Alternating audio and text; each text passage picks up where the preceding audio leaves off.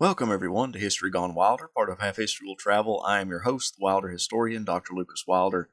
We are moving right along with Sherman as he and Grant attempt to capture Vicksburg, Mississippi. Remember, if you want to support the channel, you can visit the Teespring store, join the Patreon page, or purchase something from the Etsy shop. Every little bit helps. Thank you all. When Ulysses S. Grant tasked Sherman with helping him capture the important Mississippi River town of Vicksburg, Sherman was elated with the confidence that Grant had in him.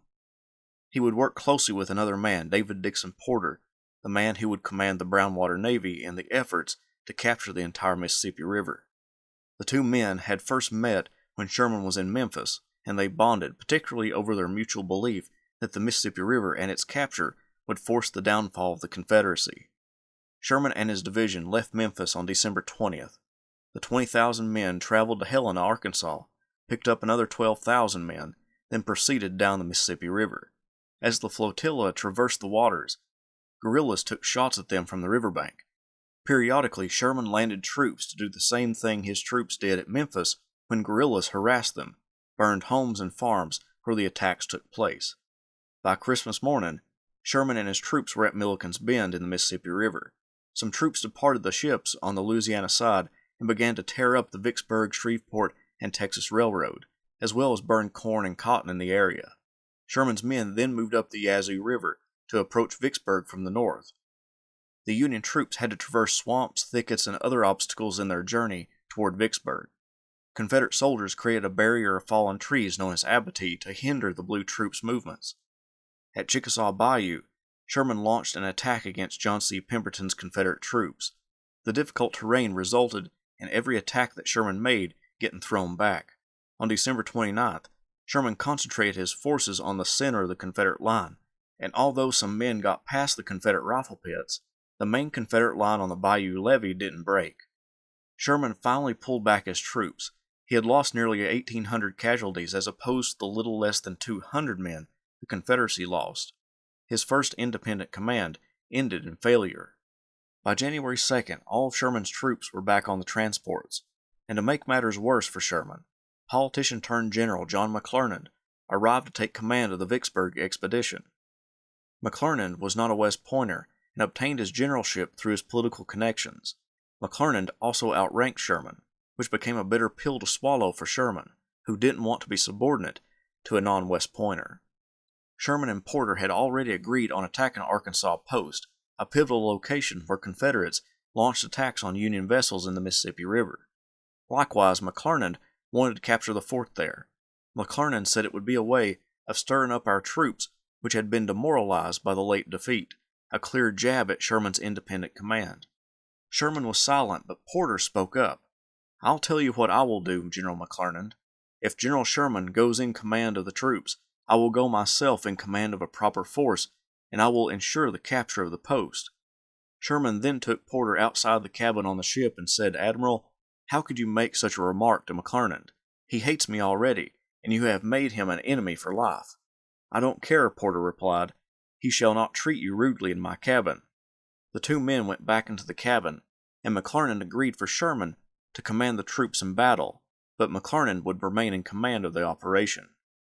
The boat steamed up the Arkansas River to Arkansas Post. Sherman commanded a corps in McClernand's self-professed Army of the Mississippi, and during the attack on Fort Heiman at Arkansas Post, Sherman was at the forefront of the fighting. A cannon from inside the works repeatedly took aim at him, but missed with every shot. His forces moved over the ramparts of the fort and captured it on January 12, 1863. The success at Arkansas Post didn't cancel out the defeat at Chickasaw Bayou. Newspapers emphasized the defeat rather than the victory, and one newspaper spreaded a rumor that Sherman was confined to his room perfectly insane. Sherman's family and friends started up another campaign to restore the name of Sherman. Thomas Ewing circulated Sherman's deeds around Washington. Grant wrote a letter of support for Sherman to President Lincoln, and other commanders supported Sherman's abilities. When the press lashed out, Sherman lashed back. He wrote, "I'm going to have the correspondent of the New York Herald tried by a court-martial as a spy, to establish the principle that such people cannot attend our armies in violation of orders and defy us." publishing their garbled statements and defaming officers who are doing their best. The man Sherman was talking about was Thomas W. Knox. After arresting Knox, Sherman interrogated him until the reporter finally gave up his source, who turned out to be Frank Blair, one of Sherman's own division commanders. Blair admitted that he criticized Sherman to the reporter, but only the location of attack, not Sherman's other actions. Sherman gathered all of his documentation, sent it to his brother Senator John Sherman and Ulysses S. Grant, his commanding general. The court-martial for Knox met on February 5, 1863. He accused Knox of being a spy, providing information to the enemy, and accompanying the expedition in violation of orders. The court found Knox guilty on only one account, disobeying orders for reporters not to accompany the expedition. Sherman couldn't prove that the enemy got information from Knox, and thus he could not be declared a spy, but with the one guilty verdict, Knox was sent out of the camp in order to be arrested if he ever came back. Sherman hated that he couldn't execute the reporter, because he wasn't found guilty on all charges and specifications. Sherman's troops weren't far from Vicksburg. Sitting upriver on the Louisiana side, his men sat in horrible conditions, as an unseasonably wet season raised water levels all over the region. Men who died had to be buried on the levee, the only dry ground deep enough to bury someone. However, some good did happen during this time. Grant arrived to take command of the troops, putting McClernand back to corps command. Grant now needed a way to capture Vicksburg.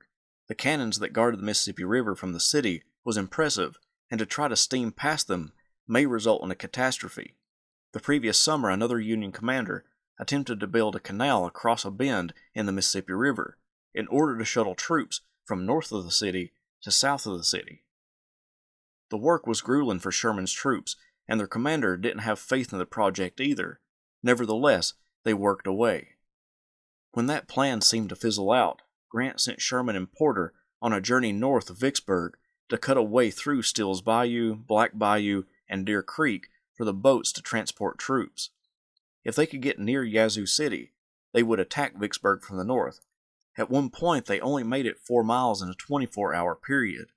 The landscape of Mississippi was fighting against them just as hard or harder than the enemy troops.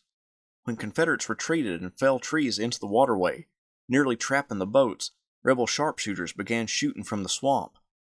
Porter called for Sherman to come help. On the night of March 21st, Sherman led 2 brigades through the swamp by candlelight.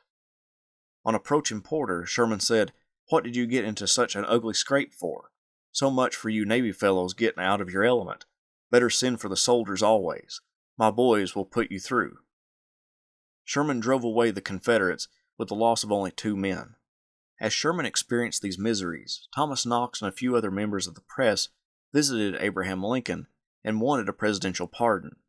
Lincoln avoided interfering with his generals and only gave Knox an informal pardon and permission to return to the Vicksburg expedition, only if Grant would allow it.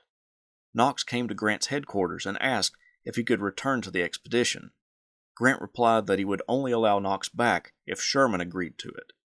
Sherman told him that he would only allow Knox back into the Army lines if he was a soldier, not as a representative of the press. Knox left for good. Sherman wrote to Grant, "If the press be allowed to run riot and write up and write down at their pleasure, there is an end to a constitutional government in America, and anarchy must result." The failures on all fronts to get at Vicksburg depressed both Sherman and Grant.